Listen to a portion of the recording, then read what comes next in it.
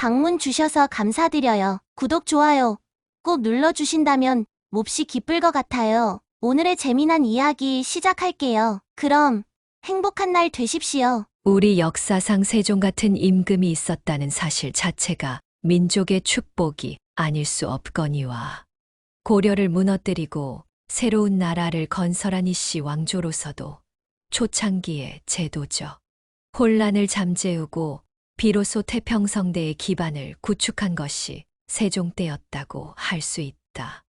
다음은 그 세종의 인간미를 짐작할 수 있는 일화들이다. 어느 날 함길도의 벼슬아치가 잘 기른 사슴 한 쌍을 바쳐왔다.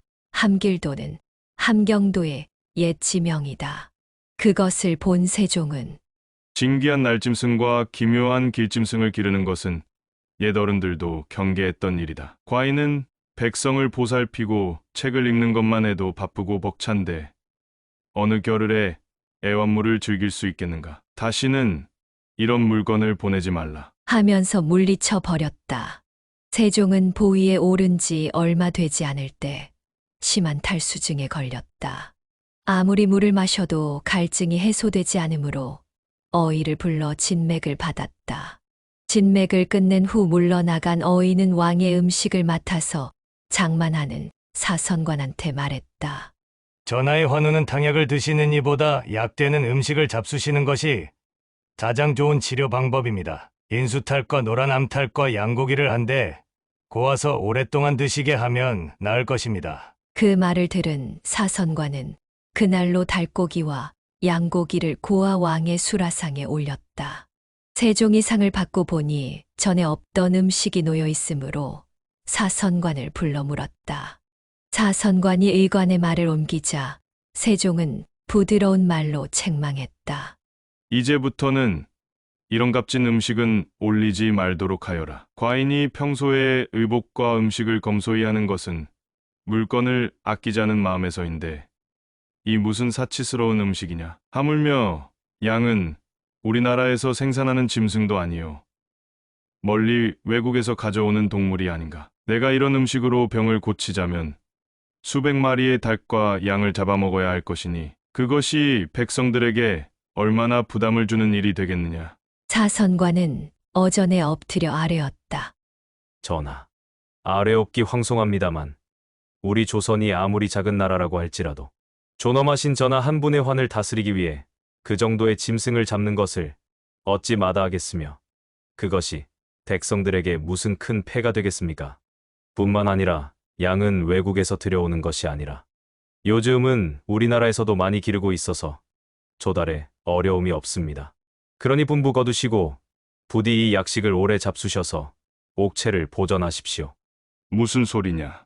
아무리 미물일지언정 짐승을 함부로 해서도 안 되거니와 백성들에게 조금이라도 피해를 끼치는 것 역시 과인으로서는 못할 노릇이다. 그러니 더 이상 아무 소리 말라. 사선관을 꾸짖은 세종은 끝내 그 음식을 들지 않았다.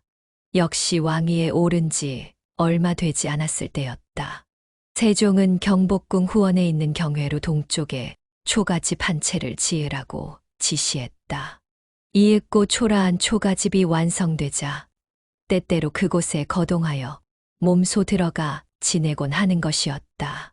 그 모양을 본 중신들과 궁인들은 민망해서 그냥 넘어갈 수가 없었다. 그래서 그런 행동을 중지하도록 간청하자 세종이 말했다. 과인은 한나라의 왕자로 궁중에서 태어나고 자란 사람이다. 그러므로 가난한 백성들이 초라한 오두막 초가살이를 하는 것이 얼마나 괴롭고 불편한지를 알 수가 없다. 나라를 다스리는 몸으로서 백성들의 고초와 불편을 몰라서야 어찌 참된 군왕이라고 할 수 있으며 그들을 복되게 다스릴 수 있겠는가. 과인은 백성들의 가난한 생활을 조금이라도 체험함으로써 이해하고자 이 초막을 짓고 그들과 똑같은 생활을 해보려는 것이다. 백성을 생각하는 정성이 그처럼 지극했으니 본인의 말 그대로 구중궁궐에서 태어나 어려움이라고는 아무것도 모르고 자라난 사람으로서는 참으로 타고났다고 할 수밖에 없는 어진 마음이다. 세종은 그처럼 인후하고 사려 깊은 왕이었으며 국가 운영에 전심 전력을 기울인 탁월한 명군이었지만 그 역시 한 사람의 남자인 까닭에 여색에 대한 흥미만은 여느 임금에 뒤지지 않았다. 절대 왕권의 세상인데다 아리따운 여인들이 항상 주위에 얼씬거리고 있었으니 당연히 그럴 수밖에 없었다. 궁녀들 가운데 특히 미색이 뛰어나고 재기가 발랄한 여자가 있어 한때 세종의 총애를 받았다. 그 궁녀는 가진 교태로 왕의 마음을 사로잡았다고 생각되자 어느 날 밤 베갯머리에서 가만히 속삭였다. 상감마마, 쇳내한테 간절한 소원이 한 가지 있습니다. 무엇이냐? 들어주시렵니까? 어디 말해 보아라. 사랑스러운 여인한테 소원이 있다는데 귀를 기울이지 않을 세상. 남자는 없는 것이다. 쇳내한테는 한 분 오라버니가 계십니다. 그러하냐? 오라버니가 지금 호조의 미관말직으로 봉직하고 있는데 벼슬은 낮고 가난해서 살기가 힘들다고 합니다. 그래. 오라버니 벼슬을 자랑으로 올려주실 수 없겠습니까? 은총을 베풀어 주시면 쇳내는 전하를 더욱 지극정성으로 모시겠습니다. 좌랑이면 지금의 차관보 정도의 고위직이다. 그 말을 들은 세종은 그 자리에서는 가타부타 하지 않고 적당한 말로 때워 넘겼다. 이튿날 아침 세종은 신이 많은 내관을 조용히 불렀다. 그러고는 그 궁녀를 대궐 밖으로 아예 내보내라는 엄한 분부를 내렸다.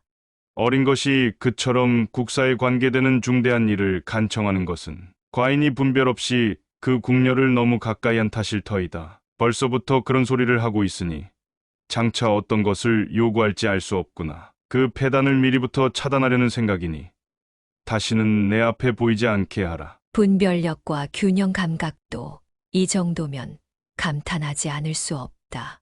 세상의 영웅호걸과 관우장상들이 미색에 혹하여 실수하는 경우를 역사적 사실에서 가끔 발견하게 된다. 오히려 그래서 그의 인간적 면모를 확인하기도 한다. 그러나 그 인간적 실수는 자칫하면 확대될 수 있고, 그러면 그것이 큰 부작용을 불러일으킬 수 있다는 위험성을 경계해야 하는 것이다. 그런 측면에서 본다면 세종은 대단한 현인이라 하지 않을 수 없다. 시청해주셔서 감사합니다. 또 다른 재미난 이야기를 준비 중에 있습니다. 그럼 오늘도 행복한 하루 되세요.